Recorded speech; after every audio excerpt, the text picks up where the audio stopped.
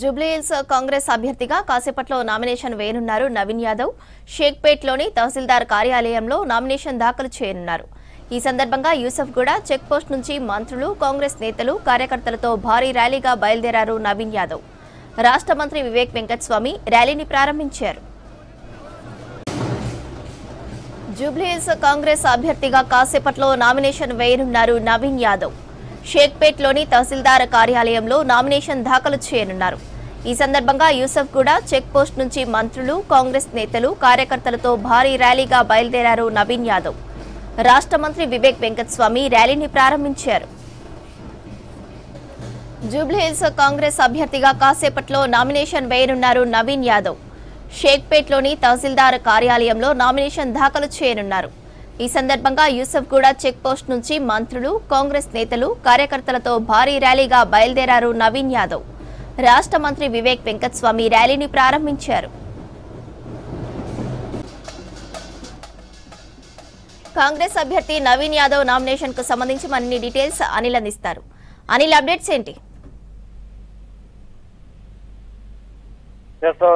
యూసఫ్ కూడా కాంగ్రెస్ పార్టీ అభ్యర్థి, అంటే మనకి జూబ్లీహిల్స్ ఉప ఎన్నికల్లో కాంగ్రెస్ పార్టీ అభ్యర్థి యూసఫ్ గూడ నుండి మొదలైంది ఈ రోజు నామినేషన్. దాదాపు 9 గంటల ప్రాంతంలో యూసఫ్ గూడ చెక్ పోస్ట్ నుండి ఈ ర్యాలీ ప్రారంభమైంది. ఈ ర్యాలీలో కాసేపటి క్రితమే ఇన్ఛార్జ్ మంత్రి ఉన్నటువంటి వివేక్ వెంకటస్వామి కూడా పాల్గొన్నారు. సో ఇందులో ఎక్కువగా యూసఫ్ గూడ, తర్వాత బోరాబండ, షేక్పేట్, రహమత్ నగర్, వెంగళరావు నగర్ ఈ బస్తీలకు సంబంధించినటువంటి పెద్ద ఎత్తున కాంగ్రెస్ పార్టీ కార్యకర్తలతో పాటు కాంగ్రెస్ పార్టీ సీనియర్ నాయకులు కూడా పాల్గొన్నారు. అయితే యూసఫ్ కూడా చెక్ పోస్ట్ వద్ద ప్రారంభమైనటువంటి నామినేషన్ ర్యాలీ మన జూబ్లీహిల్స్ చెక్ పోస్ట్ మీదుగా, తర్వాత ఏదైతే ఈ బంజారాహిల్స్ రోడ్ నెంబర్ 3లో ఉన్నటువంటి టీడీపీ ఆఫీస్ ఉంది, నేరుగా RO office Shaikpet MRO office కార్యాలయంలో నామినేషన్ దాఖలు చేయనున్నారు. సో ఇందులో భారీగా అటు మనకి కళాకారుల ఆటపాట, ఒగ్గుడులు, విన్యాసాలు, తర్వాత ఈ చాలా వరకు గుస్సాలి నాట్యంతో పాటు పెద్ద ఎత్తున కళాకారులు ఈ ర్యాలీలో పాల్గొంటున్నారు. సో మనకి విజువల్స్ చూడొచ్చు.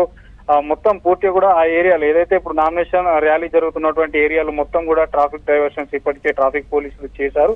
సో ఇక్కడ ఎట్లాంటి ఇబ్బందులు లేకుండా ఉదయం 9 గంటల ప్రాంతంలో ప్రారంభమైనటువంటి ఈ Naveen Yadav nomination rally so చాలా యూసఫ్గూడలో మొత్తం కూడా మారుమోగిపోతుంది. కాంగ్రెస్ పార్టీ కార్యకర్తలు, నాయకులు కూడా పాల్గొనే ఈ నామినేషన్ ర్యాలీలో పాల్గొన్నారు. సో మరి కాసేపట్లో ఆర్ఓ కార్యాలయం షేక్పేట ఎంఆర్ఓ కార్యాలయంలోనే రిటర్నింగ్ ఆఫీసర్ కార్యాలయం పెట్టారు. సో అక్కడ నవీన్ యాదవ్ నామినేషన్ దాఖలు చేయబోతున్నాడు. ఇందులో దాదాపు మనకి ప్రజెంట్ అయితే యూసఫ్ కూడా చెక్ పోస్ట్ ఉంది, జూబ్లీ చెక్ పోస్ట్ వరకు కూడా ర్యాలీ ఇంకా ర్యాలీ కొనసాగుతుంది. సో మరొక గంటలో మాత్రం ఆర్ఓ కార్యాలయానికి చేరుకొని అక్కడ వివిధ సీనియర్ నాయకులతో పాటు మంత్రి వివేక్ వెంకటస్వామి ఆధ్వర్యంలో సో ఇంకా మరికొంతమంది నాయకులు కలిసి నవీన్ యాదవ్ నామినేషన్ దాఖలు చేయనున్నాడు. సో మొత్తానికి ఈ రోజు మొదటి నామినేషన్ దాఖలు అయితే ఏమవుతున్నారు. మరోవైపు ఇప్పటికే అక్కడ ఉన్నటువంటి అన్ని డివిజన్లకు సంబంధించినటువంటి ప్రెసిడెంట్లు, తర్వాత సీనియర్ నాయకులు, కార్యకర్తలు అందరూ కూడా చేరుకొని అటు మహిళా కార్యకర్తలు, తర్వాత యూత్ కాంగ్రెస్